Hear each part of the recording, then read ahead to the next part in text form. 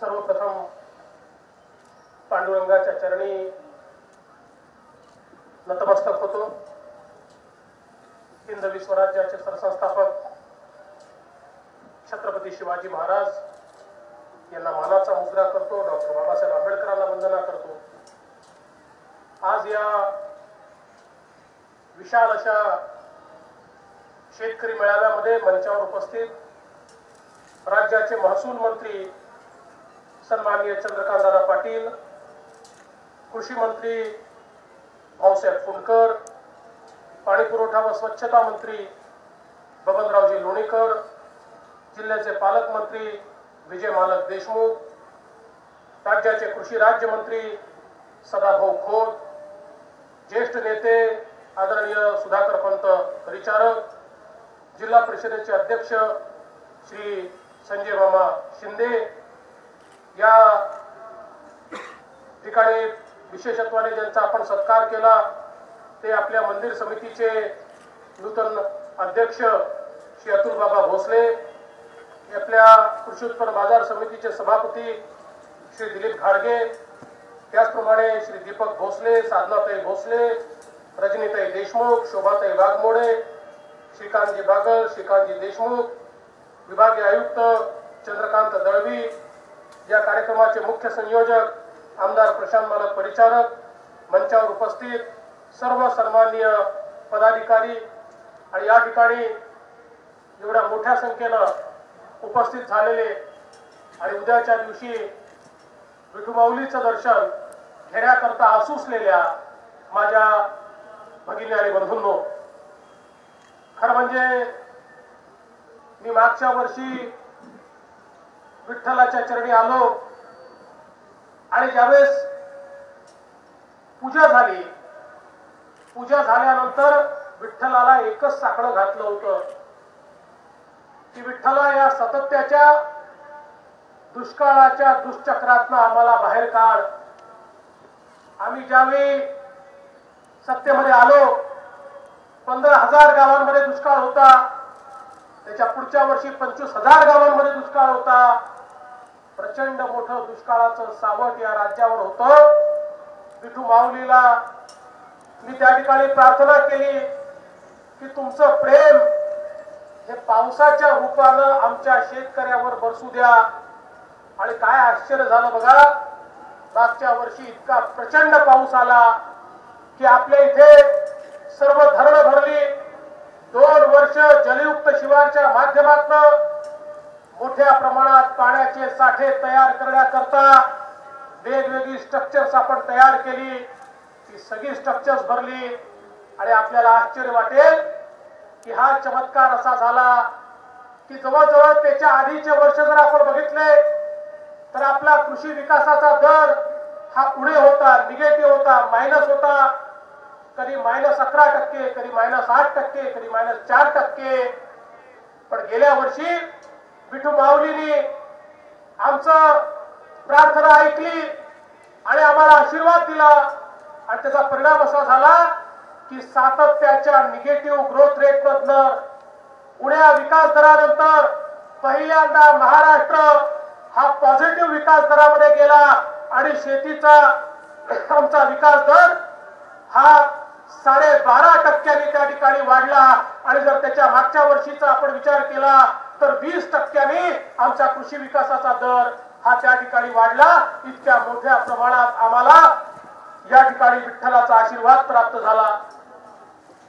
विठ्ठलाची महिमा वेगळीच आहे। खरं म्हणजे आपल्या सगळ्यांना ज्ञात आहे की माझा मध्यंतरी एक हेलिकॉप्टरचा अपघात झाला, त्यातलं सुखरूप वाचल्यानंतर मी खऱ्या अर्थानं असं म्हटलं होतं की विठ्ठलाचा आशीर्वाद मिळाला, 11,20,00,000 महाराष्ट्रातल्या जनतेचा आशीर्वाद मिळाला। पण आपल्याला या ठिकाणी निश्चितपणे एक गोष्ट मला सांगितली पाहिजे की आदल्या दिवशी रात्री मी एका गावामध्ये कीर्तनाला गेलो आणि कीर्तन झाल्यानंतर त्या ठिकाणी विठ्ठल रुक्माईची मूर्ती ही मला कीर्तनकारांनी भेट दिली आणि सांगितलं, साहेब तुमच्या घरी नेऊन ही मूर्ती ठेवा। दुसऱ्या दिवशी सगळा दौरा वगैरे आटोपला आणि आटोपून एका गावामध्ये गेलो, तिथे आमचं कुलदैवत इथेच आहे निरा नरसिंगपूर. तिथलं मला जे पुजारी आहेत त्यांनी तिथली शाल भेट दिली आणि त्यानंतर मी हेलिकॉप्टरमध्ये गेलो. हेलिकॉप्टरमध्ये बसल्यानंतर विठ्ठल रुक्माईची मूर्ती बाजूला माझ्याच ठेवली आणि मी काही अंधविश्वासी नाही, कुठल्याही अंधविश्वासात मी विश्वास ठेवत नाही, पण याला योगायोग म्हणा, आश्चर्य म्हणा की ईश्वराची कृपा म्हणा, एवढ्या मोठ्या प्रमाणात त्या ठिकाणी ऍक्सिडेंट झाल्यानंतर त्या केबिन मधलं सगळं तुटलं, पण विठ्ठल रुक्माईच्या मूर्तीला काहीच झालं नाही. ती मूर्ती जशीच्या तशी मी घेऊन गेलो, न त्या मूर्तीला काही झालं न मला काही झालं. आणि म्हणूनच त्यानंतर मी सांगितलं ही तर विठ्ठलाची कृपा आहे की त्याच्या कृपेनं या ठिकाणी वाचलो आणि 12 कोटी आमची जी जनता आहे त्या जनतेच्या आशीर्वादानं मी वाचलो. अशा प्रकारचा विठ्ठलाचा आशीर्वाद हा खऱ्या अर्थानं या ठिकाणी प्राप्त झाला. आणि म्हणून बंधू भगिनींनो, खरं म्हणजे या महाराष्ट्रामध्ये शेती क्षेत्रामध्ये खूप मोठी समस्या गेल्या अनेक वर्षापासून तयार झाली. ही काही आमचं सरकार आल्याने तयार झालेली नाही. गेले 15-20 वर्ष या शेतीच्या क्षेत्राकडे ज्या प्रकारचं दुर्लक्ष झालं, सिंचनाकडे दुर्लक्ष झालं, शेतीच्या यांत्रिकीकरणाकडे दुर्लक्ष झालं, शेतीमध्ये आधुनिक पद्धती याव्यात याकडे दुर्लक्ष झालं आणि त्यातनं अवस्था काय झाली, आज राज्याच्या सकल उत्पन्नामध्ये शेती क्षेत्राचा वाटा केवळ 10% आहे.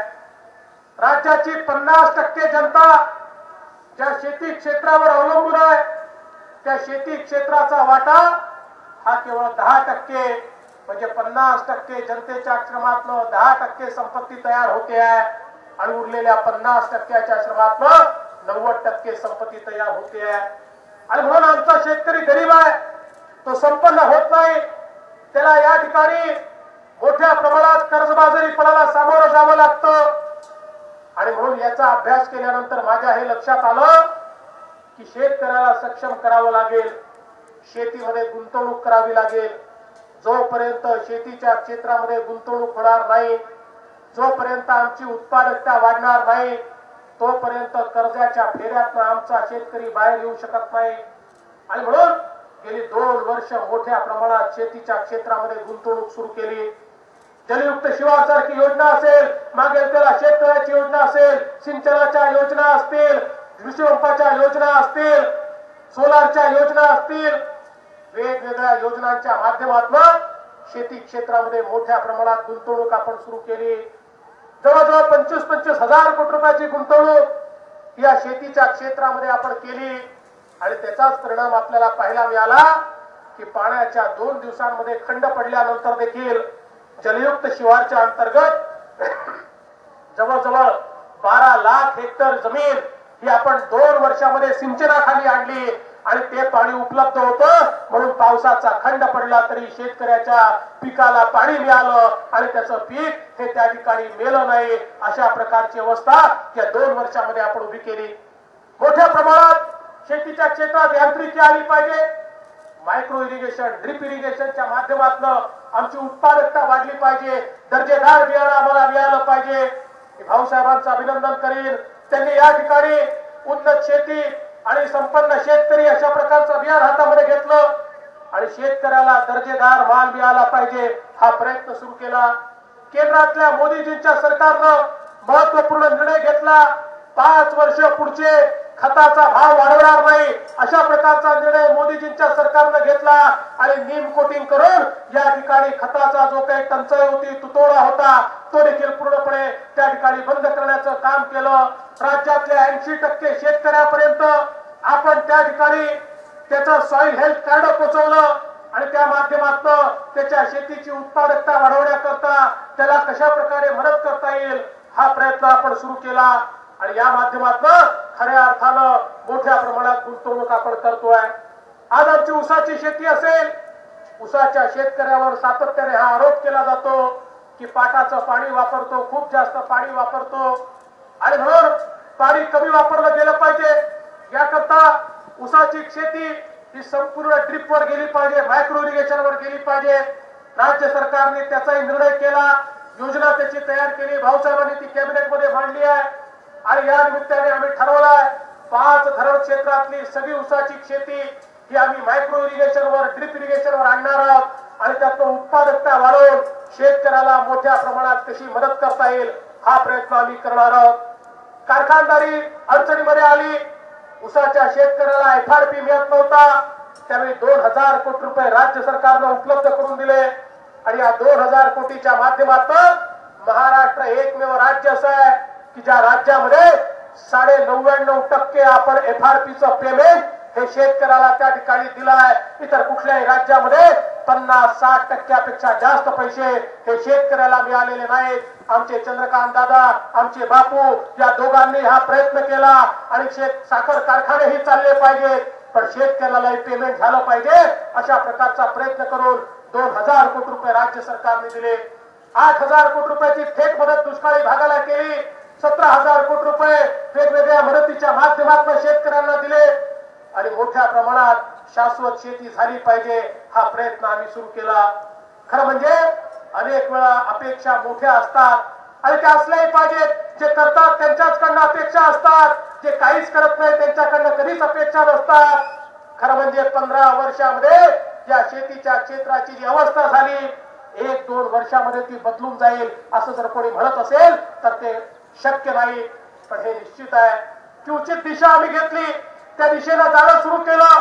पहिल्यांदा राज्यामध्ये शेती आणि ग्राम विकासचा फोकस आम्ही तयार केला। राज्याच्या सरकारची सगळी पावलं, सगळे निर्णय, सगळे पैसे हे शेती आणि ग्राम विकासाकडे कसे वळवता येतील हा प्रयत्न आम्ही सुरू केला। मग पाणी पुरवठ्याच्या योजना असतील, तिच्या योजनांच्या माध्यमातून मुख्यमंत्री पेयजल योजना आम्ही सुरू केली। शौचालयांच्या योजना असतील, 40 लाख शौचालय एका वर्षामध्ये आम्ही त्या ठिकाणी बांधले, किंवा त्या माध्यमातून मुख्यमंत्री ग्राम सडक योजना असेल ज्यातनं प्रत्येक गावापर्यंत रस्ता गेला पाहिजे हा प्रयत्न आम्ही सुरू केला। आणि म्हणून शेती आणि ग्राम विकासावर पूर्णपणे त्या ठिकाणी भर देऊन हा महाराष्ट्र बदलण्याचं काम हे या ठिकाणी आपण सुरू केलं। आणि हे करत असताना मी सातत्याने सांगत होतो की कर्जमाफीची मागणी होते, कर्जमाफीला आमची ना नाहीये, कर्जमाफी हा उपाय आहे, पण कर्जमाफी हा अंतिम उपाय नाहीये। जोपर्यंत आमचा शेतकरी कर्ज भरण्याकरता सक्षम होत नाही तोपर्यंत तो वारंवार कर्जबाजारी होत जाईल। कर्ज उचलल्यानंतर ते भरण्याची क्षमता त्याच्यामध्ये निर्माण झाली पाहिजे, नाहीतर शेतकऱ्याला किती वेळा कर्जमाफी दिली तरी तो कर्जबाजारी होत राहील। आणि म्हणून पहिल्यांदा शेती क्षेत्रात गुंतवणूक करू आणि त्यानंतर कर्जमाफी करू अशा प्रकारची भूमिका सातत्याने मी स्वीकारली। आणि आता ज्यावेळी हे लक्षात आलं की आता 12.5% आपला कृषीचा ग्रोथ रेट गेलाय आणि पुढच्या काळामध्ये शेतकऱ्याला अधिक जर संपन्न करायचं असेल तर विशेषतः जो शेतकरी कर्जबाजारी झालाय, ज्याला आता नव्याने कर्ज मिळत नाही, अशा शेतकऱ्याला मदत करण्याची आवश्यकता आहे। 4 वर्ष सातत्याने दुष्काळामुळे राज्यातले 42-44 लाख शेतकरी असे आहेत की ज्या शेतकऱ्यांना आता कर्जच प्राप्त होत नाही, त्यांची कर्जमाफी करून त्यांना कर्ज प्राप्त झालं पाहिजे अशा प्रकारचा विषय आमच्या समोर आला। आणि मला या ठिकाणी सांगितलं पाहिजे या देशातली सगळ्यात मोठी कर्जमाफीची घोषणा या ठिकाणी आम्ही केली आणि त्या माध्यमातून या शेतकऱ्याला त्या ठिकाणी मदत करायचं काम हे राज्य सरकारच्या माध्यमातून आम्ही केलं। दादांनी सांगितलं गोष्ट खरी आहे। आपण जर बघितलं इतर राज्यांच्या तुलनेमध्ये प्रति शेतकरी कुटुंब कर्ज हे महाराष्ट्राचं कमी आहे। प्रति शेतकरी कुटुंब जर कर्ज बघितलं केरळचं 2 लाखाच्या वर आहे, पंजाबचं 1.5 लाखाच्या वर आहे आणि महाराष्ट्राचं 54,000 आहे। पण तरी देखील या कुठल्याही राज्यापेक्षा मोठी कर्जमाफी ही या ठिकाणी आम्ही केली आणि सरसकट कुठलीही अट त्याच्यामध्ये जमिनीची लावली नाही। पहिल्यांदा आम्ही अल्पभूधारक हा विषय घेतला होता, पण मागणी झाली अल्पभूधारक नको, सरसकट जमिनी ज्याच्याकडे जेवढी जमीन असेल त्या जमिनीचा विचार न करता त्या ठिकाणी ती कर्जमाफी झाली पाहिजे, तोही विषय आम्ही मंजूर केला आणि 1.5 लाखापर्यंतची कर्जमाफी केली। 1.5 लाखापर्यंतची कर्जमाफी केल्यानंतर अनेक लोक त्याच्यावर शंका उत्पन्न करतात। काही लोक म्हणतात तुम्ही म्हणताय की 36 लाख 40 लाख आकडा आणला कुठून, हे खरंच होणार आहे का? काहीतरी इतके अकलेचे तारे तोडून राहिले। काही लोकांनी अकलेचे तारे तोडले की 1.5 लाख रुपयाची कर्जमाफी 90 लाख लोकांना तुम्ही म्हणता आणि त्यांनी गणित करून सांगितलं 1.5 लाख × 90 लाख म्हणजे 13,500 कोटी रुपये। अरे वेड्यांनो, 90 लाखाच्या ऐवजी 1 कोटी पकडा, 1 कोटी लोकांना जर 13,500 कोटी रुपये मिळाले तर 13,500 कोटीच मिळतील. 1,30,000 मिळणार आहे का? 1,50,000 मिळणार आहे का? अरे 90 लाख गुणिले 1.5 लाख म्हणजे 1,35,000 कोटी रुपये एवढे होतात. पण अकलेचे तारे तोडायचं ठरवलं, प्रत्येक गोष्टीला चुकीचं दाखवायचं ठरवलं, प्रत्येक गोष्टीमध्ये काहीतरी वाईट करायचं ठरवलं, जेवढामध्ये विष्ठा कालवायची ठरवली की जी मानसिकता असते त्या मानसिकतेला सरकार शेतकऱ्यांचं ऐकतं हे पाहत नाही. सरकार शेतकऱ्यांच्या बाजूने आहे हे पाहत नाही. शेतकऱ्यांमध्ये काहीतरी अनरेस तयार करायचा, खोटं नाटक सांगायचं, त्यांच्यामध्ये काहीतरी चुकीच्या गोष्टी पसरवायच्या, अशा प्रकारच्या मानसिकतेच्या लोकांची कमतरता नाही आहे. आणि म्हणून खोट्या नाट्या गोष्टी सांगून आणि अलीकडच्या काळात व्हॉट्सअप तर असं तयार झालाय ज्याला जे वाटलं ते लिहून टाका, खरं आहे खोटं आहे नंतर सरकार पाहत राहील. अनेक खोट्या गोष्टी त्या ठिकाणी टाकण्याचा प्रयत्न झाला. पण मला या ठिकाणी सांगितलं पाहिजे की 1,50,000 रुपयाची कर्जमाफी झाल्यानंतर 100% 7/12 कोरा होणारे आज आमच्याकडे 36,10,216 शेतकरी आहेत. 36,10,216. त्याच्यामध्ये जवळजवळ अजून 3 लाख शेतकरी असे आहेत की ज्यांना 10,000 20,000 रुपये भरले तर उरलेले 1.5 लाख राज्य सरकार भरणार आहे आणि त्यांचाही 7/12 कोरा होणार आहे. आणि जवळजवळ 2 ते 3 लाख असे आहेत की ज्यांच्या रूपांतरणाच्या माध्यमातून 7/12 कोरा होणार आहे. आणि हवेतले आकडे सांगत नाही, खरं म्हणजे माध्यम देखील या ठिकाणी आहेत, तेही अनेकदा शंका व्यक्त करतात. म्हणून मी आज आपल्याला सांगतो एकेका जिल्ह्यामध्ये किती मोठ्या प्रमाणात या ठिकाणी कर्जमाफी होणार आहे त्याचे आकडे आपण बघा. नगर जिल्हा, अहमदनगर जिल्हा या जिल्ह्यामध्ये 1.5 लाखापर्यंतच्या कर्जमाफीत 100% 7/12 कोरा होणार आहे. त्याच्यानंतरची मी सांगतच नाहीये, हा पहिलाच घटक सांगतोय.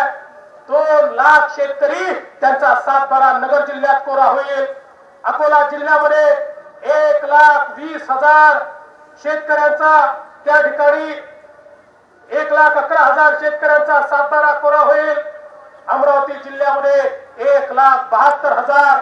मी 760 वगैरे आकडा मुद्दाम सांगत नाही, तो छोटा आकडा सांगत नाही, ठोक आकडे सांगतोय. अमरावतीमध्ये 1,72,000 शेतकऱ्यांचा 7/12 कोरा होईल. औरंगाबाद जिल्ह्यात 1,48,000 शेतकऱ्यांचा 7/12 कोरा होईल. बीड जिल्ह्यामध्ये 2 लाख शेतकऱ्यांचा 7/12 कोरा होईल. भंडारा जिल्ह्यामध्ये छोटा जिल्हा आहे, 42,872 शेतकऱ्यांचा 7/12 कोरा होईल. बुलढाणा जिल्ह्यामध्ये 2,49,000 शेतकऱ्यांचा 7/12 कोरा होईल. चंद्रपूर जिल्ह्यामध्ये 1 लाख शेतकऱ्यांचा 7/12 कोरा होईल. धुळ्यामध्ये 75,000 शेतकऱ्यांचा 7/12 कोरा होईल. गडचिरोलीमध्ये फार कमी लोक, त्या ठिकाणी आदिवासी क्षेत्र आहे, फार कमी लोक हे त्या ठिकाणी कर्ज घेतात. त्या गडचिरोलीमध्ये 97% शेतकऱ्यांचा म्हणजे 29,000 शेतकऱ्यांचा हा 7/12 त्या ठिकाणी कोरा होईल. गोंदिया जिल्ह्यामध्ये 68,000 शेतकऱ्यांचा 7/12 कोरा होईल. हिंगोली जिल्ह्यात 55,000 शेतकऱ्यांचा 7/12 कोरा होईल. जळगाव जिल्ह्यामध्ये 1,94,000 म्हणजे जवळजवळ 2 लाख शेतकऱ्यांचा 7/12 कोरा होईल. जालना जिल्ह्यामध्ये 1,96,000 म्हणजे 2 लाख शेतकऱ्यांचा 7/12 कोरा होईल. कोल्हापूर जिल्ह्यामध्ये 80,000 शेतकऱ्यांचा 7/12 कोरा होईल. लातूर जिल्ह्यामध्ये 80,000 शेतकऱ्यांचा 7/12 कोरा होईल. नागपूर जिल्ह्यामध्ये 84,665 शेतकऱ्यांचा 7/12 कोरा होईल. नांदेड जिल्ह्यामध्ये 1,56,000 शेतकऱ्यांचा 7/12 कोरा होईल. नंदुरबार जिल्ह्यामध्ये 33,000 शेतकऱ्यांचा 7/12 त्या ठिकाणी कोरा होईल. नाशिक जिल्ह्यामध्ये 1,36,000 शेतकऱ्यांचा 7/12 कोरा होईल. उस्मानाबाद जिल्ह्यामध्ये 74,000 शेतकऱ्यांचा 7/12 कोरा होईल. पालघर परभणी जिल्ह्यामध्ये 1,63,000 शेतकऱ्यांचा 7/12 कोरा होईल. पुणे जिल्ह्यामध्ये 1,83,000 शेतकऱ्यांचा 7/12 कोरा होईल. रत्नागिरी जिल्ह्यामध्ये 41,000 शेतकऱ्यांचा 7/12 कोरा होईल. सांगली जिल्ह्यामध्ये 89,000 शेतकऱ्यांचा 7/12 कोरा होईल. रायगड जिल्ह्यामध्ये 10,000 शेतकऱ्यांचा 7/12 कोरा होईल, कारण त्या ठिकाणी फारसं कर्जच कोणी घेत नाही. त्याचप्रमाणे आमचा सांगली जिल्हा सांगली जिल्ह्यामध्ये 89,000 शेतकऱ्यांचा सातबारा कोरा होईल. सातारा जिल्ह्यात 76,000 शेतकऱ्यांचा सातबारा कोरा होईल.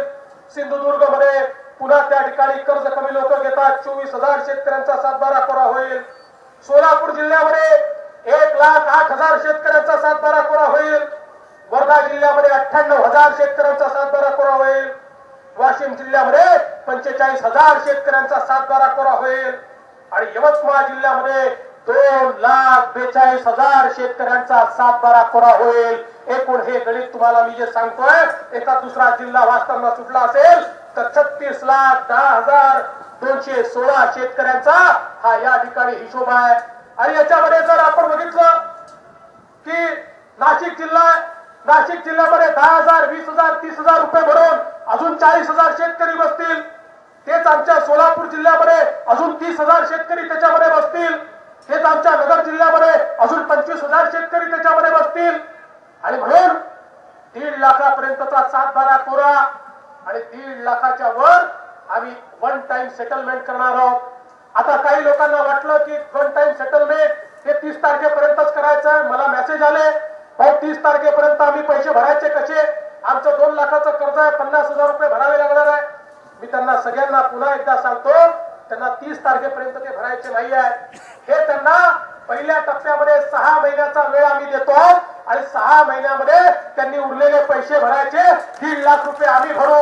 आणि एवढंच नाही तर आम्ही आता बँकांना देखील विनंती करतोय की हे पैसे भरायला देखील बँकांनी जर मदत केली तर 1 वर्ष 2 वर्षाचे हप्ते त्यांना पाडून द्यायचा प्रयत्न करू.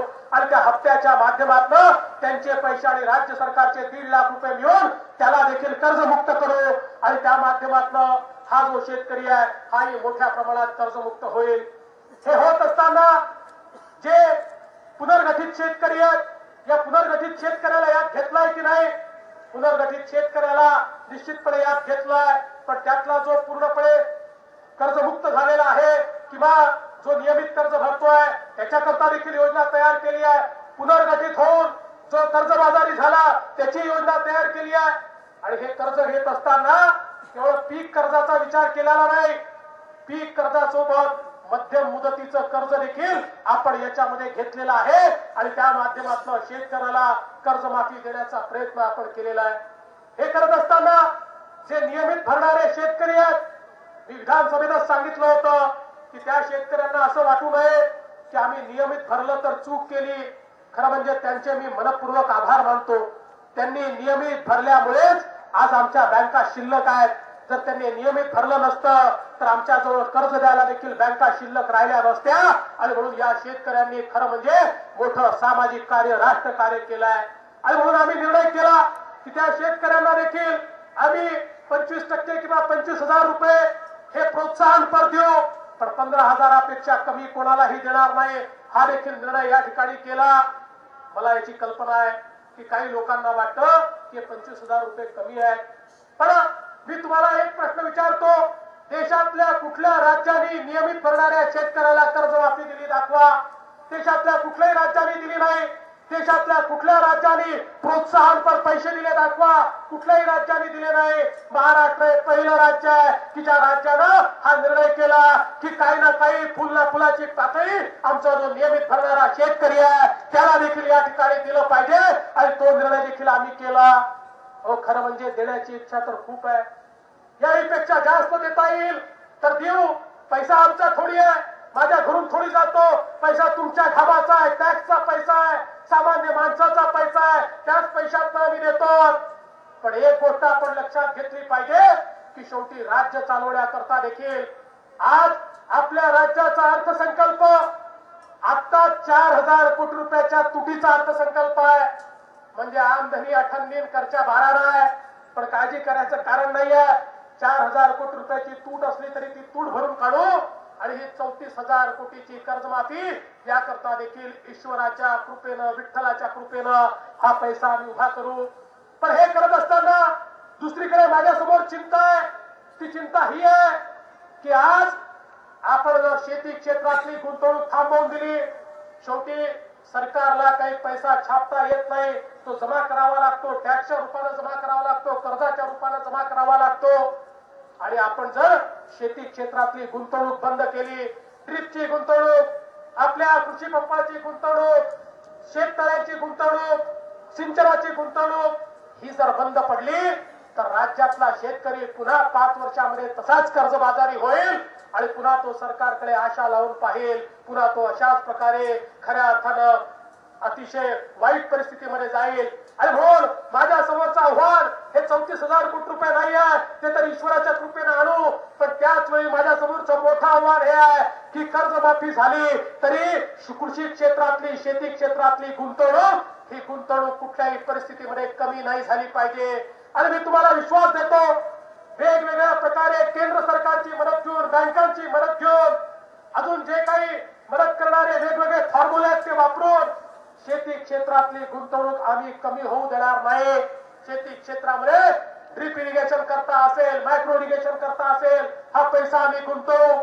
आणि त्यासोबत आता तर आम्ही नवीन योजना आणली आहे सोलर फिडरची. आपल्याला 12 तास 24 तास वीज मिळाली पाहिजे, दिवसाचे 12 तास चांगली वीज मिळाली पाहिजे. आतापर्यंत लोक सोलर पंप द्यायचे, महाराष्ट्र पहिलं राज्य असेल. आम्ही सांगितलं एक एक पंप बदलता बदलता नाकी 9 येतील. आणि म्हणून ज्या फिडरवरनं शेतकऱ्याला त्या ठिकाणी खऱ्या अर्थानं वीज मिळते, ते फिडरचं फिडर हे आता आम्ही सोलरवर टाकणार आहोत. त्यामुळे 12 तास अविरत वीज ही शेतकऱ्याला सोलरच्या माध्यमातून मिळेल, त्याच्यामध्ये कुठलाही खंड पडणार नाही. त्याचा पायलट प्रोजेक्ट आता आम्ही केला.